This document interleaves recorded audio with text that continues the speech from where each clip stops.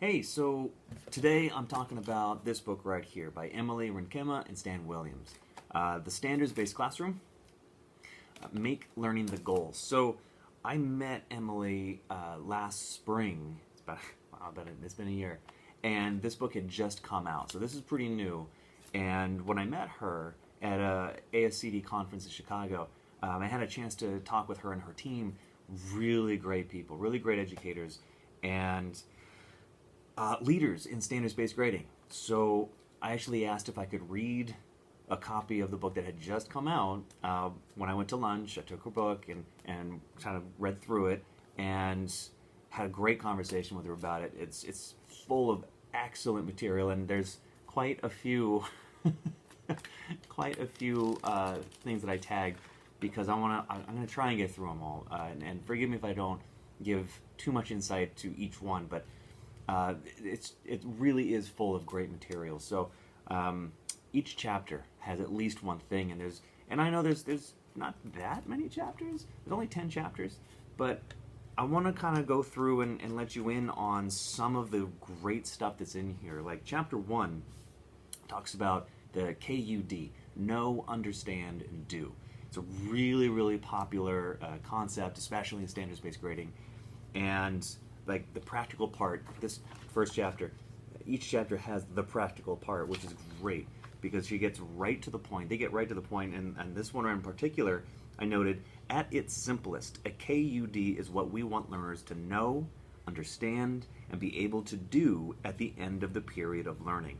Such a simple, straightforward statement, but it's really, really important, and the rest of that chapter gets into all kinds of different ways of looking at the importance of KUDs.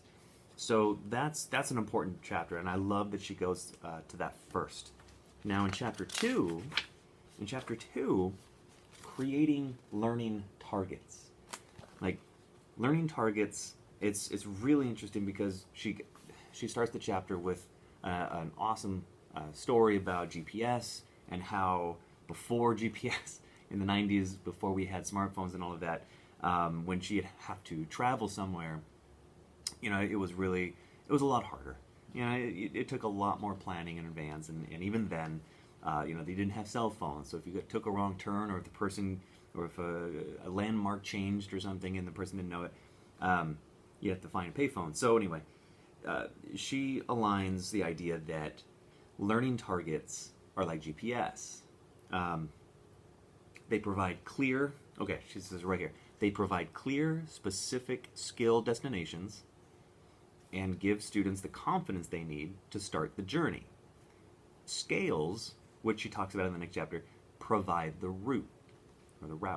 So this whole chapter 2 is focused on learning targets. And there's one other thing that she says in this chapter and is really powerful, is that, and she puts it at the end here in chapter 2, she puts a guilt-free box at the end, which is awesome. Because too often when teachers and schools are shifting to standards-based grading, they feel overwhelmed, or they feel like there's all this guilt, like they can't do it, or it's not working, or maybe standards-based grading is wrong, and like, well, easy, it's a big shift. There's a big philosophical shift that's happening, and so she puts this guilt-free box, which is great. She says, overwhelmed by the thought of writing effective learning targets, not even sure where to begin, wonder why someone can't give you a list of them to use, and I love it, because she just straight up says, use someone else's learning targets. Just go get them. Google skill targets or other similar terms. Go to hashtag SBL chat on Twitter. You start somewhere where somebody has already gone through this process and learn from them. Stand on the shoulders of giants. Make that shift happen. You don't have to start from scratch. You don't have to do this on your own. I love that. So that's great. Because a lot of these books that I'm talking about, a lot of these authors, a lot of these great educators, we lean on each other. We share each other's work because the idea is a rising tide lifts all boats. So that's just the first 2 chapters. There's so much good stuff. Let's see. The next thing I have here is in chapter 4. Collaborating with special educators. Such such an important chapter. And she's got all kinds of good details in here, or they do. And this particular one, statement, this particular passage, I noted, we found that students who require modified standards. Now, modified is different than accommodations. Accommodations is not the same thing as modifications. Modifications are when you have to take a set of standards of academic expectations and actually adjust the actual expectations. Where accommodations, you don't change what the academic standard is expecting, you accommodate these students so that they can get there. So it's a very important distinction. But she says, we have found that students who require modified standards generally fall into 3 categories: needing temporarily shifted scales, needing shifted scales, or needing new scales. And then at the bottom of that paragraph she says, the percentage of students who require shifted scales or new scales is quite low, and this is important. About 5% of students, 5 out of a grade level of 100 students, or perhaps 1 student in your class of 20. Now these percentages, they're not, in stone, it's an approximation, but the idea is there. Like, you're not going to be doing modifications for all of your students, so it's okay. It's awesome. I love the way they present this material and these concepts and these ideas. The next thing I flagged is in chapter 5, summatively assessing learning. Talking about summative assessments. And it's great because they say summative assessment chapter is before the formative assessment chapter because, like learning targets, you need to know where you're going to end up so that you can work on that route. It's awesome. So in this chapter, right at the beginning, she says, finally, here are 2 things that it took us 15 years of teaching to figure out. 1, we should not be surprised by student performance on a summative. By the time we get there, we should know almost exactly how students will do, and the summative should be a confirmation of what we know, with the stakes or the intentional design raising the achievement for many of our students. And 2, we want all students to succeed. This may sound obvious, and that's actually what she says. This may sound obvious, but to be completely honest, there were many times in our teaching where we thought, this will catch them. She says, this will teach them to blow off my homework. Though embarrassing to admit, our summatives were often designed to reward those who had learned to play our game and punish those who didn't. This gets into some real deep philosophical discussions about what school is, about what teachers' role are the game of homework and the game of classwork versus actually like performance-based tasks, and whether or not they're the same, whether they're different. It's awesome. It's awesome. So there's a lot of good discussions that you can have about this stuff. Let's see here. The next tag is in the formative assessment aspect. And I tagged this particular sentence. And I'm going to kind of jump to these things a little faster here. But she says, formatives should always be individual and done in class. Otherwise, we cannot trust the evidence. And though there is controversy in the field around the scoring of formatives, and in general, we believe, it's a belief, it's a part of their philosophy. We believe that the less scoring, the better for learning. I happen to agree with that. We score our formatives and track them in our online gradebook, and this allows us to analyze achievement data from different groups and track growth. But it's great because as they get closer to the summative, the formatives should end up looking like the summatives. And what I'm just going to say is something that I believe in is the summative assessments are the only things that should be reported outside of the classroom. And that's really important because grade books are often linked to report cards, and if you put all this formative stuff into your grade books and it gets averaged in with the summative assessments, all of that learning, all of that progression of learning gets averaged into what they end up being able to do on the summative. And it's just not right. It doesn't seem ethical. So again, another good conversation to have. Let's see, the next awesome tag in this book is in chapter 6. Oh, wow, a few common sense considerations on rigor, time. I mean, these are great. Life, habits, preparation for the real world. She really gets into these things, and I just circled this real quick. This idea of rigor, where more is not always better. And time.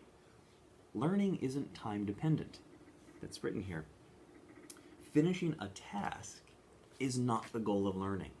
And this is tricky because I know, and she says it a little bit later, it's tough because when our grade books have a list of tasks, we like to think that each task is targeting a particular learning target, and so finishing the task is evidence of learning.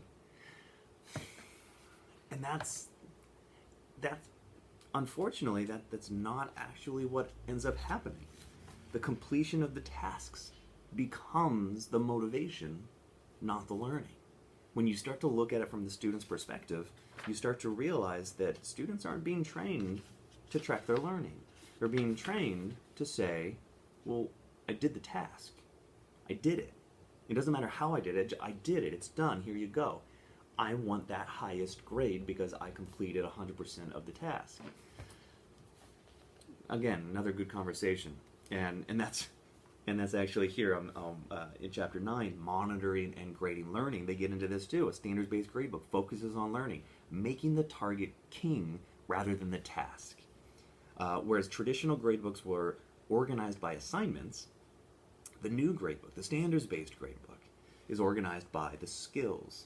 So is the task the same as the target? No. And gradebooks need to reflect that difference. So that's another good point. God, there's so much. And I'm skipping a lot of good stuff, and I apologize for that, but there's only so much time. Oh, I loved this one. I gotta show you this. Don't track everything. While difficult at first, letting go of false control of student learning. It's a good statement, isn't it? And realizing that learning will happen, even if, and even more if, we aren't scoring every attempt. It's huge. It's huge. So there's so much that is in this book. Now, chapter 10, the last chapter, I made a point to actually write on, this is my copy, right in here, where she says they want to know, chapter 10 is on communicating with families and parents, right? Parents don't care if you're standards-based or traditional. They don't care. Standards-based grading made my job as a teacher, so much easier, so much more efficient, so much better to communicate with my students. Everything was amazing. And my students always did well. It was amazing. Parents want to know we care about their kids. That's the takeaway here, you know? And I have an arrow here to go to page 133 because they follow this up with teachers in standards-based classrooms have lots of information. We're watching all of the formative learning progressions taking place for all of these different students individually. And we caution you, they say, we caution you to work with families to determine the level of information that is most useful and desired. So that's important too. All this information that you're collecting on a standards-based grading philosophy, your parents may not be as interested in hearing all of it. You know, so that's they talk about that a little bit, how to sort of gauge how much information to share with your parents.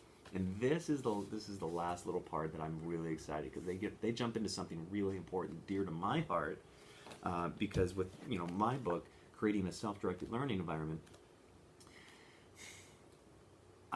the first chapter is standards-based grading, and this book refers to the fact that there are so many great books on standards-based grading that I don't need to write the best standards-based grading book because there are so many here. But this last little part here I want to share, where one of the benefits of the standards-based grading philosophy and approach is being able to potentially, as a romantic idea they refer in the book, they say, we could overhaul the student schedule completely if you really start to philosophize and romantically take a look at what it is that standards-based grading can allow you to do. So we could overhaul the schedule. We could allow students to build their own weekly or monthly schedules. where a student may spend 28 minutes on certain tasks and 3 hours on others. That gets at really how I would run my classroom, and it can work. I've had that happen in my room, and it's amazing. I've had students tell me how great it is, and their academic progress was proof of it. You know, what would it look like? They ask, what would it look like? You know, how would it be organized? What are the obstacles? No idea, but imagine if we could figure it out. And that's why I think standards-based grading is one of those primary concepts that is completely and directly supporting a self-directed environment in a public school setting. So that's this is definitely a book I would recommend for anybody looking to eventually transition to a self-directed learning environment and looking into standards-based grading as a primary concept in support of that. So check it out.